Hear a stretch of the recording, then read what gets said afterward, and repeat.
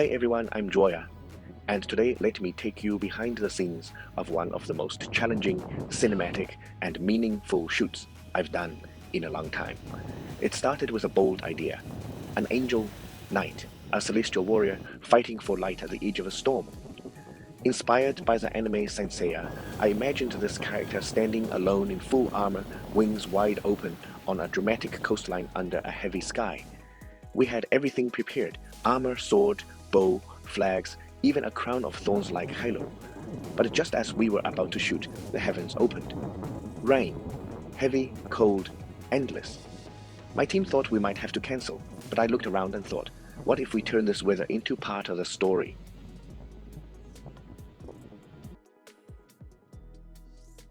Instead of fighting the rain, we embraced it.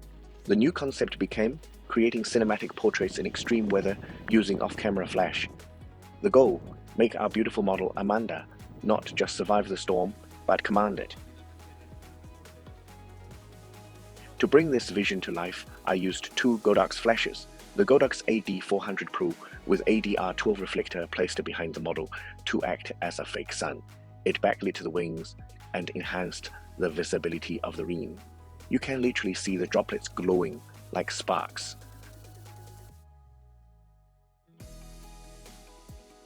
The Godox AD200 Pro 2 is fitted on S2 with our FT14 reflector placed high and frontal as the key light. It sculpted the face, armor, and wings, creating dimensionality that would otherwise be lost in gray ambient light. Without this setup, the image would have looked flat, muddy, and soft.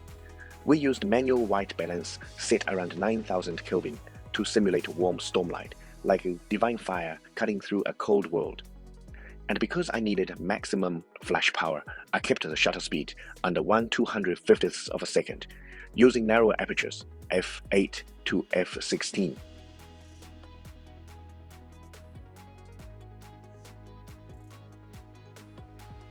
Quick tip: once you go over your sync speed into HSS, the flash power drops significantly because the light has to pulse through a partial shutter curtain. In a shoot like this, you want every bit of light output you can get.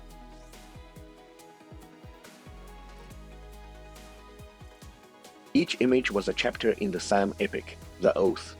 Our angel knight stands, with both hands on her sword, framed by cliffs, backlit like a holy figure. A bird flies overhead, like a messenger of destiny. The call to arms: sword raised, wind, rain, feathers, and power.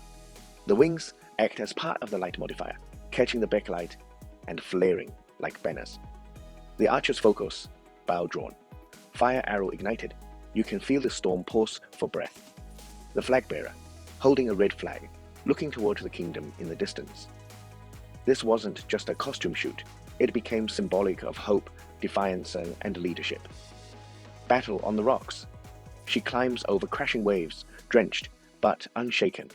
The flag dances behind her like fire in the wind. Close-up resolve, a tight shot. Helmet on, soaked face, fierce eyes. This is not a damsel in distress, this is a general. The fall, one final shot. The knight lies still on the rocks, flag falling with her. It's quiet, it's real, and it's powerful.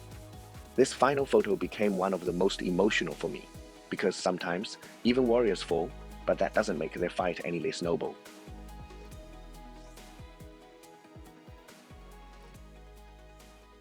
Okay, let's do some light room adjustment on this photo. Firstly, I noticed this photo has the horizontal line is not straight, so let's put it straight first. So I'm just using the angle tool to straighten the image. Alright, okay, here we go. And now I'm gonna start to adjust it. Firstly, I'm going to adjust the color temperature because I want the photo looks quite historical and like glory or goldly. So I want to add a bit of warmth in the photo.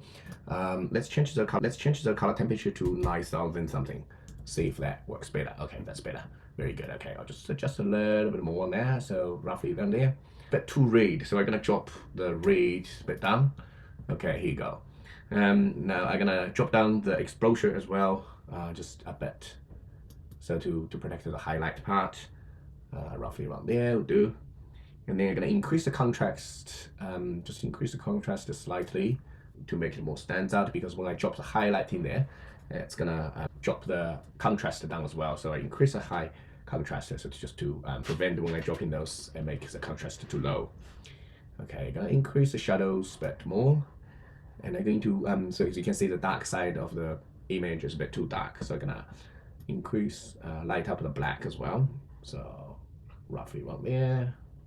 Okay, here we go. So now I got all the details in there. I'm going to drop vibrance and the saturation as well, so just make it a bit more historical looks. So see if that's, yeah, that looks better. That looks better. Okay, cool.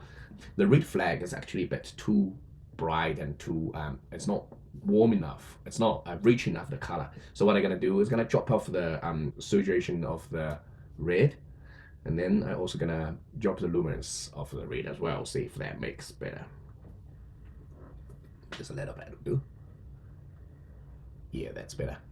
Okay, here we go. Cool, awesome. So that's pretty much I would do in Lightroom for this picture.